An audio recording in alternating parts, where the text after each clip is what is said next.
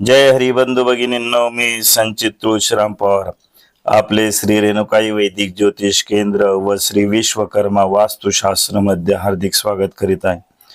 बंधू भगिनींनो, या व्हिडिओमध्ये आपण आज बघणार आहात तुमच्या राशीला साडेसाती केव्हा आहे ते.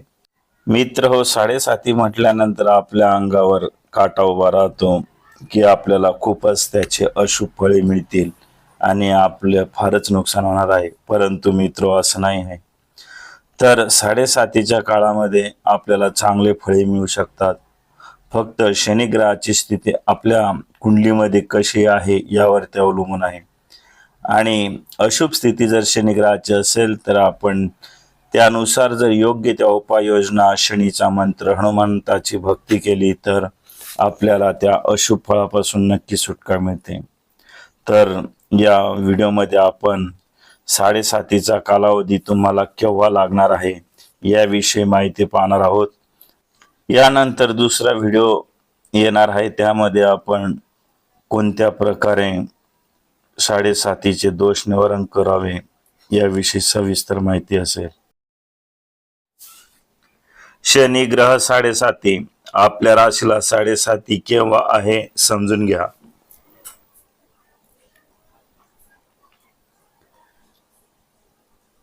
मेष रास, दिनांक 29 मार्च 2025 ते 31 मे 2032 पर्यंत.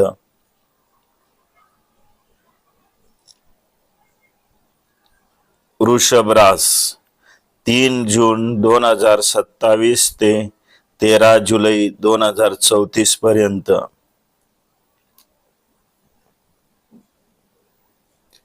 मिथुन रास, 8 ऑगस्ट 2029 ते 27 ऑगस्ट 2036 पर्यंत.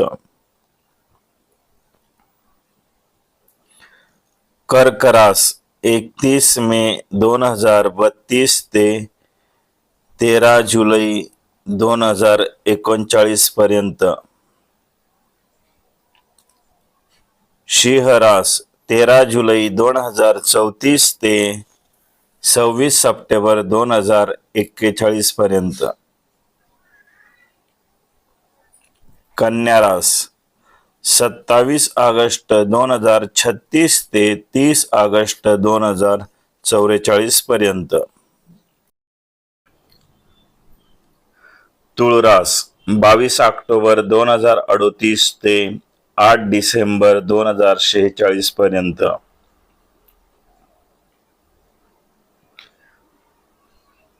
वृश्चिक रास, 26 सप्टेंबर 2041 ते 4 डिसेंबर 2049 पर्यंत.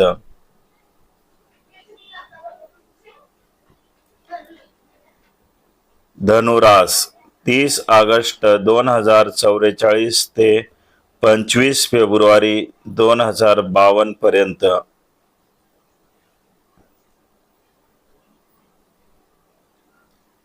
मकर रास, 26 जानेवारी 2017 ते 29 मार्च 2025 पर्यंत.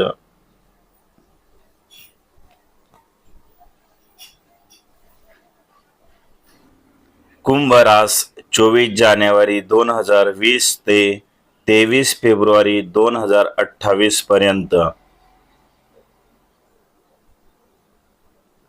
मीन रास, 29 एप्रिल 2022 ते 17 एप्रिल 2030 पर्यंत.